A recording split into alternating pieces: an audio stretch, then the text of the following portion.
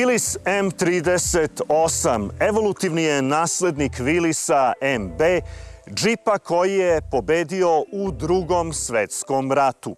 Nažalost, krajem 40. godina prošlog veka za nove ratove zatrebao je i novi džip.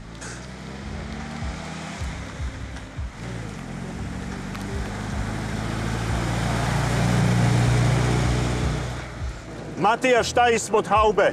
Ispod haube je 2,2 litarski motor, 4 cilindara sa flat head glavom i 60 konja. Manuelni menjač od 3 brzine i 4x4 pogonom. Ovo je tehnologija koja se nije menjala za 3 godine proizvodnje od 1949. do 1952. godine.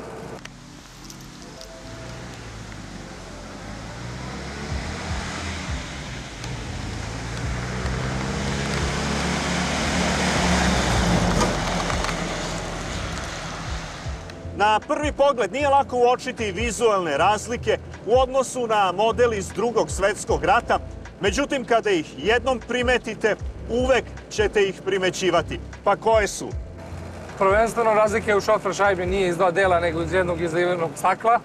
Grill, maska se otvara na šarke i farovi koji su na ovom modelu izbočeni nisu uvučeni kao na prošlom. Takođe ima vrata pozadi.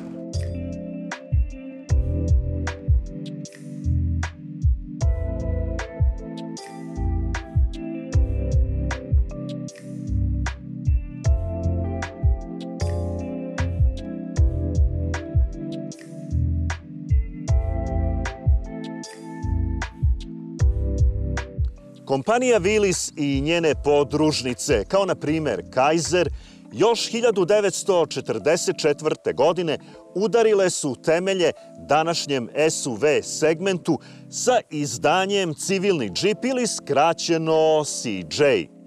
Kako bi se smanjili troškovi razvoja, novi vojni terenac M38 nastao je modifikacijama civilnog džipa.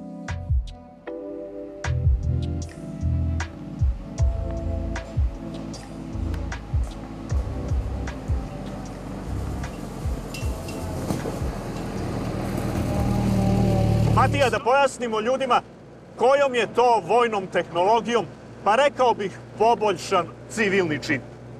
Električni sistem na 24 volta sa dva redno vezana akumulatora koje stoje zatvorene u vodovu nepropusnu kutiju.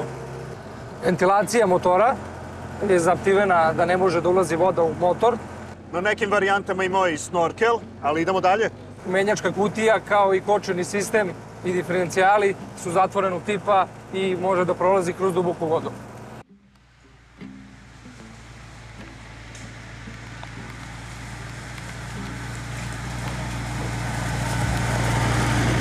Šta znamo o poreklu i karijeri ovoga džipa?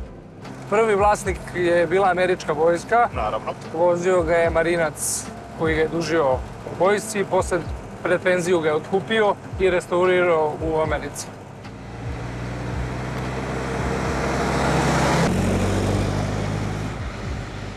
Ukupno je proizvedeno tek nešto više od 45.000 primeraka modela M38, a u ovu brojku ulazi i 2300 primeraka koje je po licenci proizvela kanadska namenska industrija. M38 obeležio je ratove u Koreji, Vijetnamu, kao i građanske ratove u Laosu i Libanu.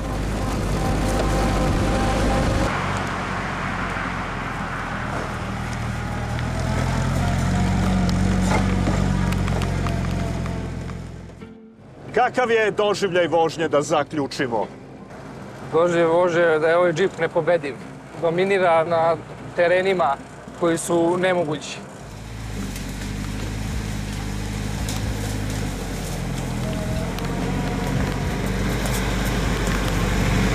Takođe moram primetiti da je i dalje udoban za vožnju po asfaltu. Ima nešto u tom old school materijalu od koga su napravljena sedišta. Ne znam šta je tačno, ali je i tekako udobno i nećete verovati, mene više ne bole leđa.